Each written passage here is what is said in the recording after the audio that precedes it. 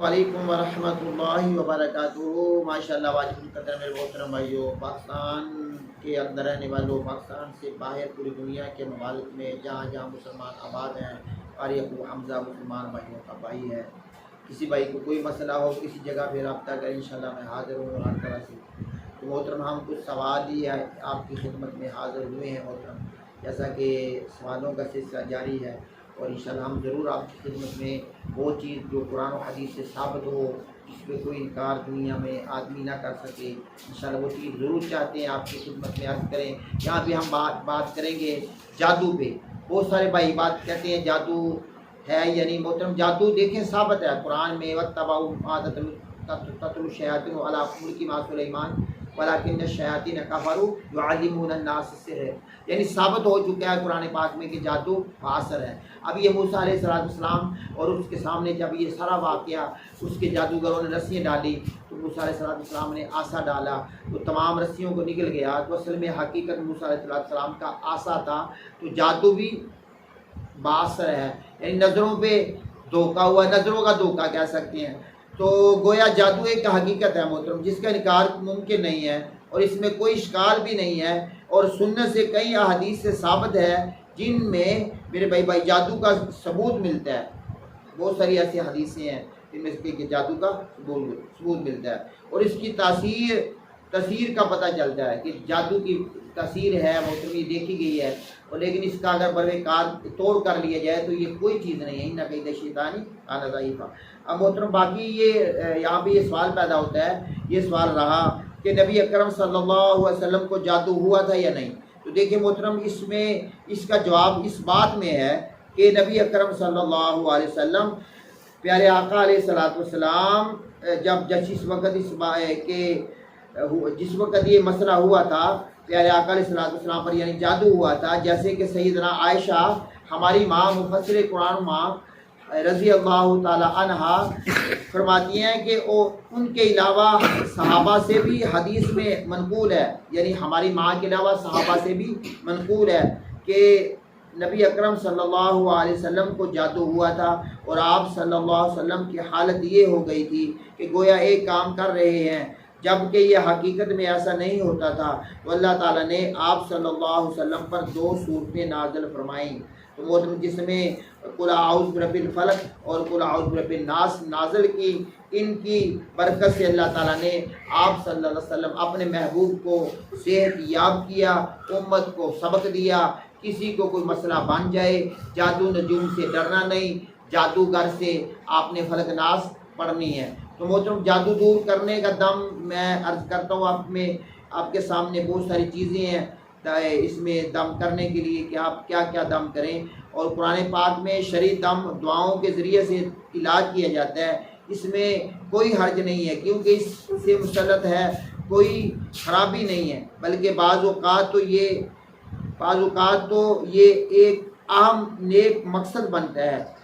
علاج کی جادو کی دوسری قسم یہ ہے کسی حرام چیز کے ذریعے سے جادو کا علاج کروانا، مثلا جادو کا توڑ، وہ کہتا ہے جی جادو کے ذریعے سے کرنا میں نے، ٹھیک ہے، جیسے ہمارے بیٹے بیٹی ہوتی ہیں جاہل اجہل، تو اس سے اہل علم مختلف ہیں۔ بعض علماء اکرام بوجہ مجبوری اس کی اجازت ہر قطع نہیں دیتے ہیں، اور بعض علماء اکرام اس سے منع کرتے ہیں، کیونکہ نبی کریم صلی اللہ علیہ وسلم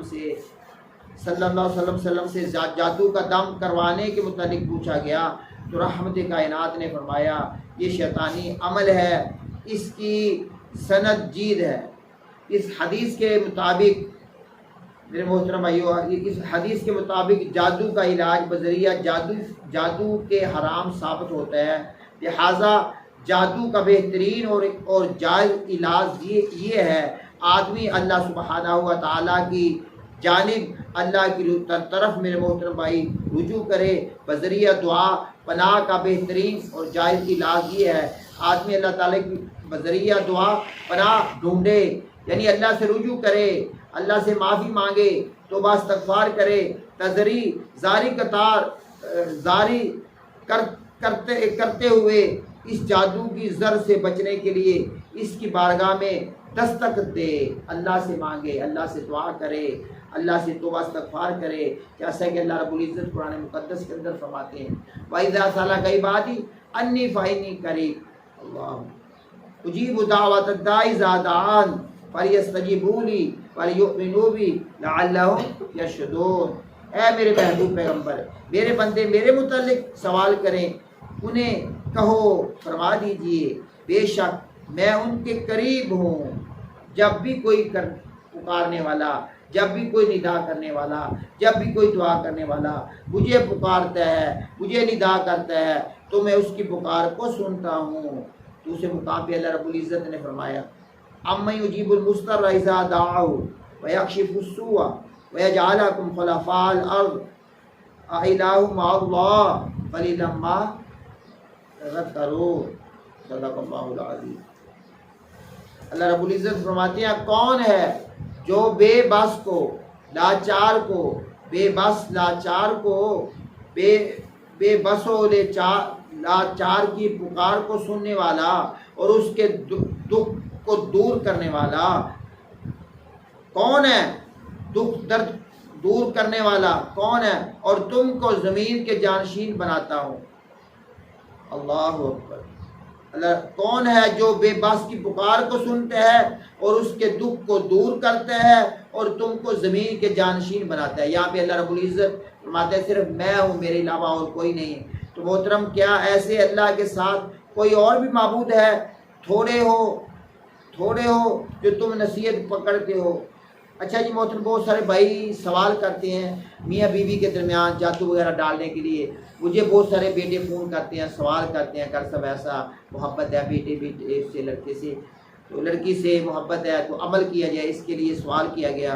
اور کیا میاں بیوی کے درمیان ہم آہنگی پیدا کرنے کے لیے جادو وغیرہ جیسے بہت سارے بھائی اس کا شکار ہو جاتے ہیں۔ ہم محترم آپ کو بہت بانا عرض بھی کر رہے ہیں کسی کے پاس جا کے ایمان خراب نہ کرے، لیکن بہت سارے بھائی چلے جاتے ہیں۔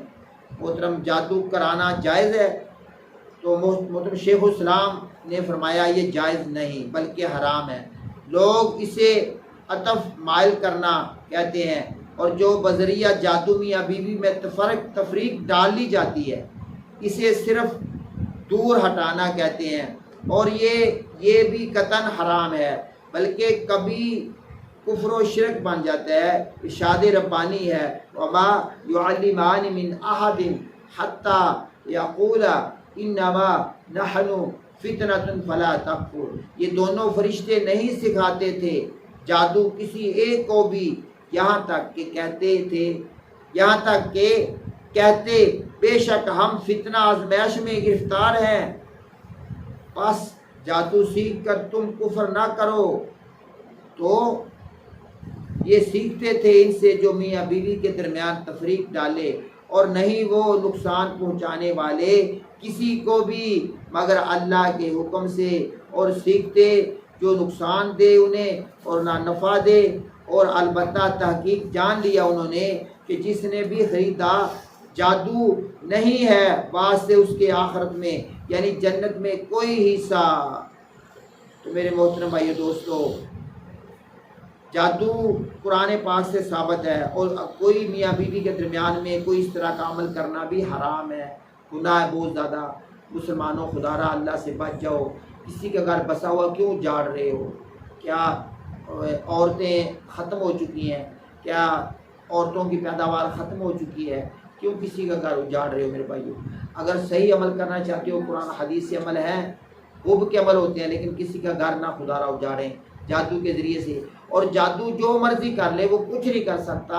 والقدر خیرہ و شرہ من اللہ تعالی والبعث بعد الموت۔ یہ آپ کا ایمان ہے کہ آپ کو ہر شر خیر کس کی طرف سے آتا ہے؟ اللہ ہی کی طرف سے ہے۔ تو اللہ ہی کو آپ کو پریشان کرے گا جب بھی کرے گا، تو اللہ ہی سے آپ نے دعا کرنی ہے، میں نے بھی دعا کرنی ہے۔ ہر بیماری میں، ہر تنگی میں، ہر مسئلہ میں اللہ کے سامنے محترم ندا، پکار، دعا، رجوع اس طرح کرنی ہے کہ اللہ کے سامنے بے بس ہو کے کہ یا اللہ میں تیرا بندہ ہوں، ناک رگڑنا ہے، رونا ہے میرے بھائی۔ اللہ کو اپنی آنکھ کے اندر آنکھ کے کٹورے کو تر کر کے دکھا دو، رخسار پہ آنسو لے آؤ، اللہ کو دکھا دو، اللہ کو محترم اللہ کے سامنے توبہ استغفار کرو، اللہ کو مناؤ، اللہ مان جاتا ہے۔ وہ ایسی ذات ہے، وہ جب بندہ اللہ سے رجوع کرتا ہے وہ دلوں میں آ جاتا ہے، محسوس کر جاتا ہے بندہ، وہ ذات ایسی ہے وہ دلوں میں آ جاتی ہے، دماغ تصورات خیالات میں نہیں آتا۔ جان گیا میرے اللہ، یہی تیری پہچان ہے۔ وآخر دعوانا الحمدللہ۔